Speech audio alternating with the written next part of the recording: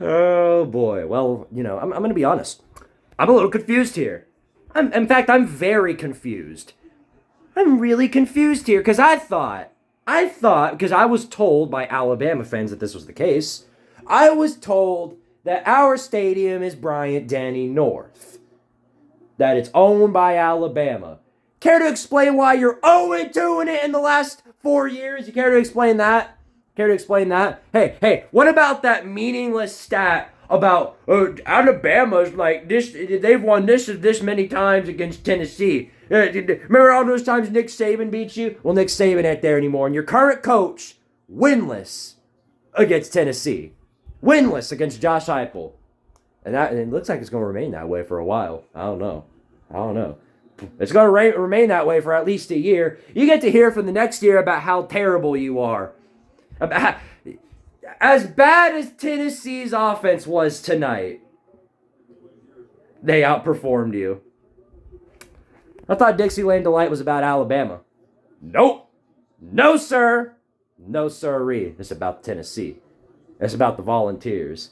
If I had a victory cigar, I'd light it up right now, but we had a phenomenal time doing our stream tonight. If you weren't there for it, you really missed out. We had a great time. Remember last year when I drank about 10 of these in my post-game Crow video when I had to give Crow to Alabama? Oh, that felt like a long time ago, doesn't it? Went live for that, too. Went live for this one, and we came out on top. Beautiful. Beautiful day. It's a beautiful day, ain't it? Okay, well, obviously... Okay, so first things first. I saw something today that I have never seen before. Like, when it really started to click with me, I realized, holy hell, this is really happening. Josh Heupel has made a halftime adjustment. Baffling. I know. Baffling. Absolutely groundbreaking information. But yes, he did. He made a halftime adjustment. Came out of my halftime video, talked about how bad the play calling was, about how bad Nico looked, about how we weren't doing any runs, any trickery. And we came out in the second half, and we pulled out some tricks. We pulled out a bunch of tricks. The play calling was still miserable on a lot of points. Running the ball on 3rd and 5. But we hit the money quite a few times in the second half. And it was more than enough to take care of business. Jalen Milroe did not look good at all today. He was struggling to throw the ball. He was struggling to complete a pass. Bro did not have it together, but that's not our problem. The defense went out there and did everything they were supposed to and more. Even when we went conservative, and even when we got huge, we got a 4th down stop at the end of the game. They had all 3 timeouts. We burned through the 3 of their timeouts. Defense goes right back out on the field and instantly makes a play. Will Brooks, the walk-on, interception to seal the deal. Tennessee beats Alabama. For the second time in the past 3 years. There's your stat you can run around with. Remember when Tennessee was like owned by Alabama? No, I don't remember that. Remember that? No, I don't. One out of the last one, dumbass. Remember that stat. Why don't you?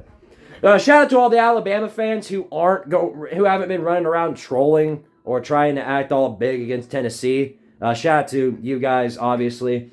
There are good Alabama fans out there. I'm friends with Alabama fans too, believe it or not. But, shout out to Alabama.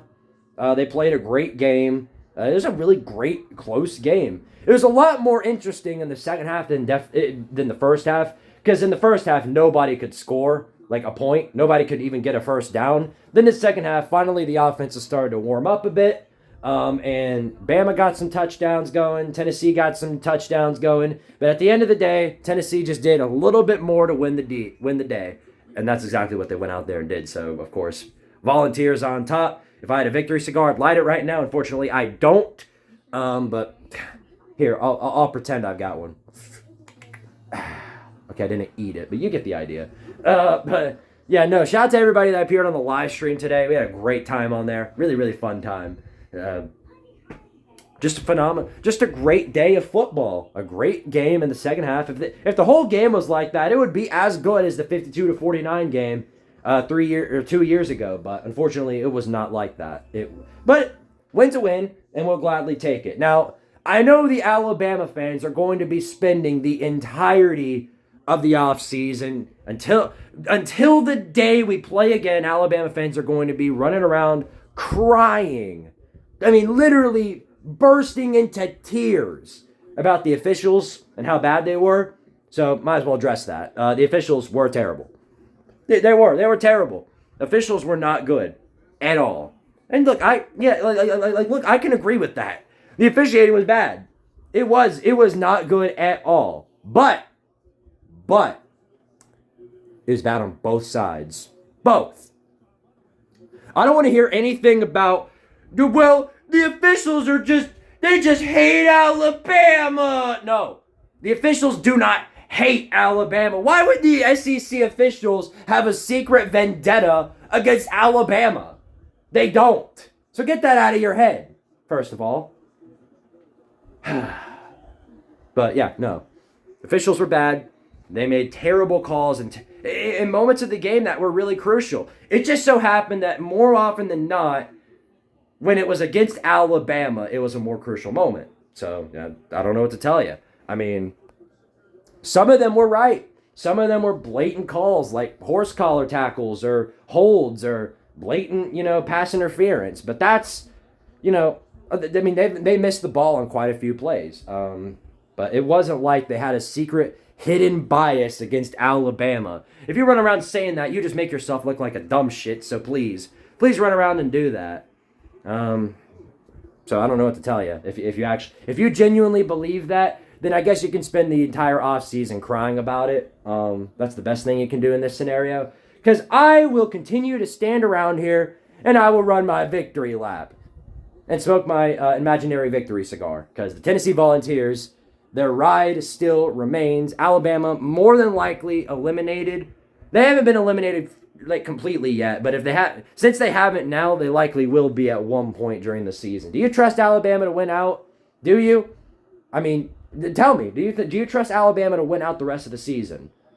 I don't know what to tell you if you do. I mean, it's not impossible, but it's not guaranteed either, I'll tell you that much. Tennessee, of course, now we don't have to win out, in order to make the playoffs. We can blow a game, and more than likely that's going to be against the Mickey Mouse Clubhouse, who's currently battling it out against Texas. I'm not used to us playing in the 3:30 slate, so I'm coming back to the realization that there's still another slate of football to be played. That's going to take a minute to get used to. We'll be right back on it next week, though, because Kentucky's coming to town, so we'll see how that goes. All right, well, I've got nothing else to say. Just a great game. Great game by the Vols.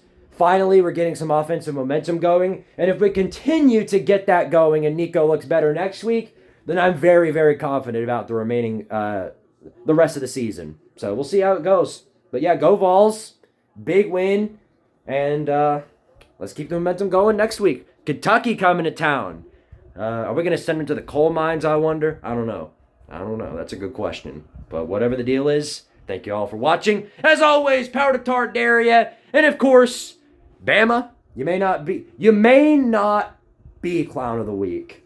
But in my heart, you're the biggest circus to ever be known.